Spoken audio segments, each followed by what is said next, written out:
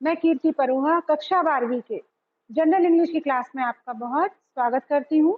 बच्चों, इसके previous video में हमने आपकी poem number 7 in the country का अर्थापन किया था और उसको बहुत अच्छे से समझा था।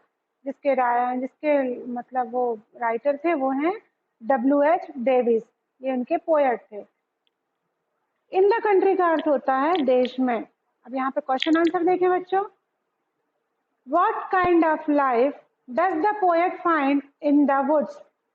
मतलब जंगलों में किस प्रकार की जिंदगी कवि चाहता है या कवि देखता है। आंसर देखें। The poet find life in the woods sweetest.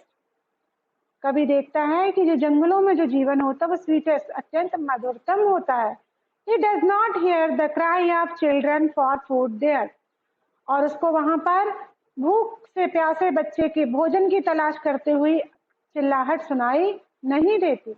He does not see any women burdened with care. वो किसी भी ऐसी महिला को नहीं देखता वहां पर जो क्या है देखभाल के लिए बहुत ज्यादा बोझ तले दबी जा रही हो। He doesn't find a young man wasting his energies here. और वहां पे वो ऐसे कोई नौजवानों को भी नहीं देखता जो बेरोजगार होकर के अपनी ऊर्जा क्या कर रहे हों, व्यर्थ कर रहे हों। What is selfishness according to the poet? कवि के अनुसार स्वार्थपरकता क्या है। Answer. Selfishness according to the poet is to fly from human suffering to avoid poor, sad, pale and weak creatures.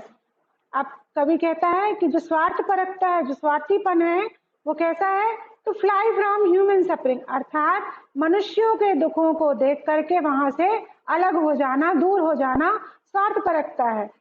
गरीबों को, पुअर यानी गरीब, सैड यानी दुखी, पेल यानी कमजोर, पीले पड़ गए, वीक यानी और कमजोर, और दुखी गरीब कमजोर वर्गों को क्या करना, दूर करना, उपेक्षित करना भी स्वार्थपरकता का उदाहरण है।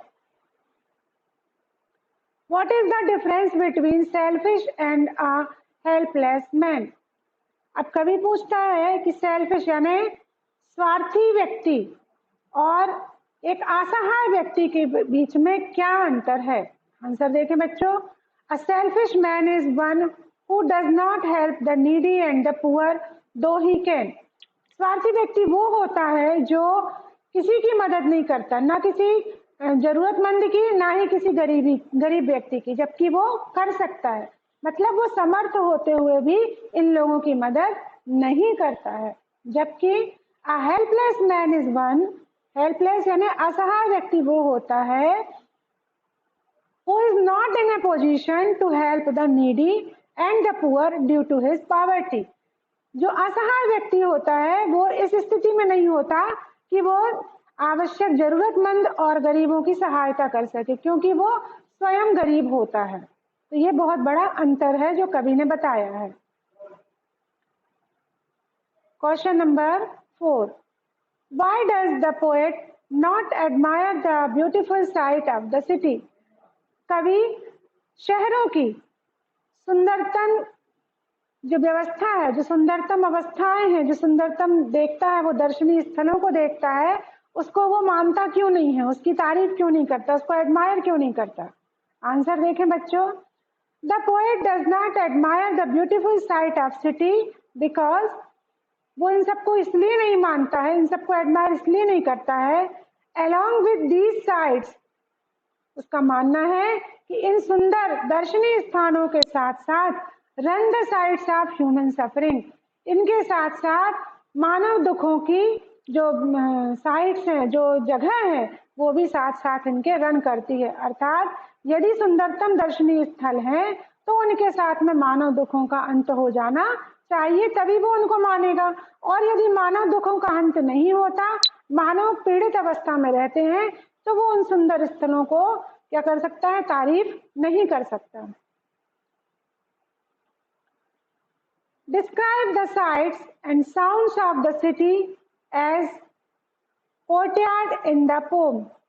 अब उनने बोला, कवि मतलब पूछा गया है प्रश्न आप लोगों से कि आप वहाँ की उन दर्शनीय स्थलों को, उन जगहों को, उनकी आवाज़ों को जो कि पोम में बताई गई हैं उसको डिस्क्राइब करिए। आंसर देखें, the city is full of the sites of children hungry for food. जो शहर है उन सभी में ये दृश्य है कि जो बच्चे हैं वो भूख के लिए बहुत ज्यादा तड़प रहे हैं, भोजन के लिए वो बहुत ज्यादा भूखे हैं। द होमलेस, द सैड, जो बेघर हैं, जो दुखी हैं, and the needy to also make part of the city, और जो जरूरतमंद हैं वो भी जो हैं शहर का बहुत बड़ा भाग बनाते हैं। The sound in the city are full of cry of the children, और शहरों में जो आवाजें सुनाई दे रही हैं वो किसकी है? बच्चों की चीख की आवाज है। ग्रोन्स, गुर्राहट भरी आवाजें हैं, कुछ जिनके बारे में कहते हैं ना विरोधात्मक स्वर है, वो भी गूंज रहे हैं। Side of the homeless and the poor, और साथ ही साथ बेघर वालों और जो गरीबों हैं उनकी भी आवाजें उस शहर में गूंज रही हैं। What happens when the poet visits the great places in the city? क्या होता है जब कवि जो है इन महान जगहों पर जाता है और घूमता है? Answer, the poet see the statue but is not able to admire its beauty as man starve at the feet of the statue. कवि जाता है और वहां पर बहुत महान व्यक्तियों की स्टैच्यू या मूर्तियां देखता है, लेकिन उनकी वो तारीफ नहीं करता, उनको एडमायर नहीं करता। क्यों नहीं करता? क्योंकि वो वहीं पे देखता है कि उन्हीं मूर्तियों के नीचे क्या कर रहे हैं? बहुत सारे लोग क्या करते हैं? अपने जीवन जीने के लिए संघर्ष कर रहे हैं।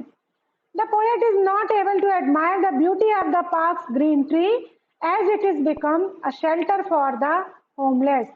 और जो कवि है वो बागों में फैली हुई हरियाली को, पार्क्स और गार्डन्स में जो हरियाली फैली हुई है उसकी भी तारीफ नहीं करता। क्यों?